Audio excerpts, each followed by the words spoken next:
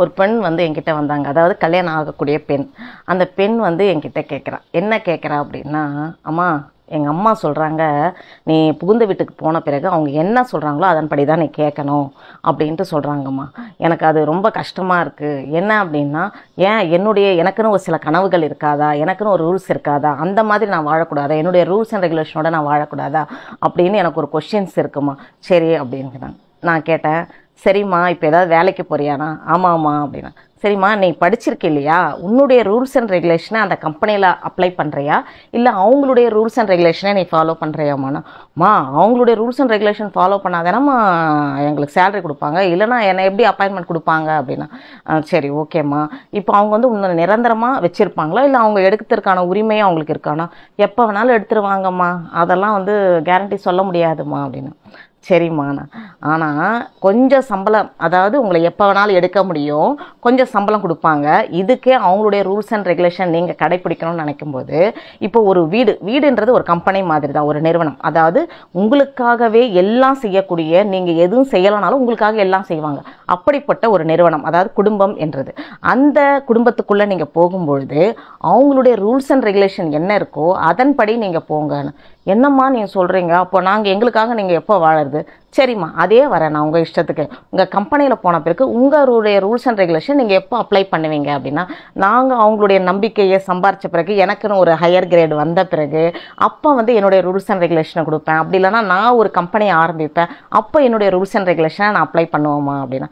அதே மாதிரி தான்மா, ஒரு குடும்பத்துக்குள்ளே நீங்கள் நுழைஞ்ச பிறகு அவங்களுடைய ரூல்ஸ் அண்ட் ரெகுலேஷன் படி நீங்கள் கடைப்பிடிச்சிக்கிட்டு வந்தீங்க அப்படின்னா, அப்போ அவங்களுடைய நம்பிக்கையை நீங்கள் சம்பாதிப்பீங்க. நீங்கள் சம்பாரித்த பிறகு நீங்கள் என்ன சொல்கிறீங்களோ அதன்படி அந்த குடும்பம் நடந்துக்கிட்டு போகும். அதே மாதிரி உங்களுக்குன்னு ஒரு குடும்பம் வரும் இல்லையா, ஒரு 20 வருஷம் கழிச்சு நீங்கள் மாமியார் ஆவீங்க, உங்களுக்குன்னு ஒரு பேரம்பேத்திங்கள் வருவாங்களா, அப்போ உங்களுடைய ரூல்ஸ் அண்ட் ரெகுலேஷன் நீங்கள் அப்ளை பண்ணலாம் அப்படின்னு.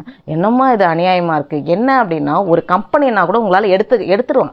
இவங்க வந்து இந்த அப்பாயின்மெண்ட்டில் இருக்கணுன்ற அவசியம் கிடையாது, இவங்களை வந்து ரிசைன் பண்ண வச்சிடலாம், இல்லை உங்களை ஜாபை விட்டு வெளியே அனுப்பலாம், எல்லா உரிமையும் இருக்குது. ஆனால் குடும்பம்ன்றது அப்படி கிடையாது. உங்களை வெளியே அனுப்புறதுக்கான உரிமையும் கிடையாது. அதே மாதிரி உங்களுக்காகவே காலம் ஃபுல்லாக, அதாவது கல்யாணன்றது 1000 காலத்து பயிர் அப்படின்னு சொல்லுவாங்க, உங்களுக்காக அந்த குடும்பம் எல்லாத்தையும் செய்யும் பொழுது கொஞ்சம் அவங்களுடைய ரூல்ஸ் அண்ட் ரெகுலேஷன் தயவு செய்து கடைப்பிடிங்க கொஞ்ச நாளைக்கு.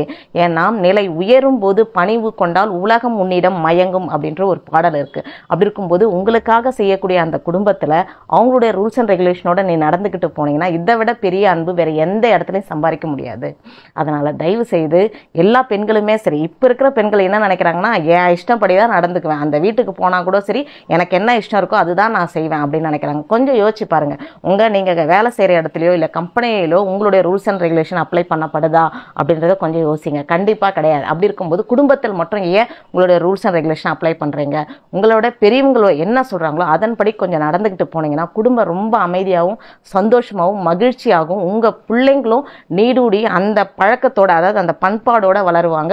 அதனால் நம்ம குழந்தைகள் என்ன பண்ணுவாங்கன்னா, நம்ம சொல்கிறதெல்லாம் பிள்ளைங்க செய்கிறதில்ல, நம்ம என்ன செய்கிறோமோ அதை தான் அப்படியே கற்றுக்குதுங்க. அதனால் நீங்கள் செயலில் நீங்கள் எதெல்லாம் பண்ணுறீங்களோ அதெல்லாம் பிள்ளைங்க கற்றுக்கும். நீங்கள் எப்படி உங்கள் மாமியார் கிட்ட நடந்துக்கிட்டீங்க, உங்கள் அப்பா அம்மா கிட்ட நடந்துக்கிட்டீங்களோ அதே மாதிரி தான் உங்கள் பிள்ளைங்களும் நாளை, அதாவது ஒரு 20 வருஷம் கழிச்சு உங்ககிட்ட அந்த அன்போட, பாசத்தோட, அந்த மரியாதையோட அந்த பிள்ளைங்க கற்றுக்கிட்டு வருங்க. அதனால் கொஞ்சம் வந்து பெற்றோர்களை வந்து மதித்து நடங்க, புகுந்த வீட்டிலையும் கொஞ்சம் மதித்து நடங்க, உங்கள் குடும்பம் வந்து சந்தோஷமாக இருக்குங்க.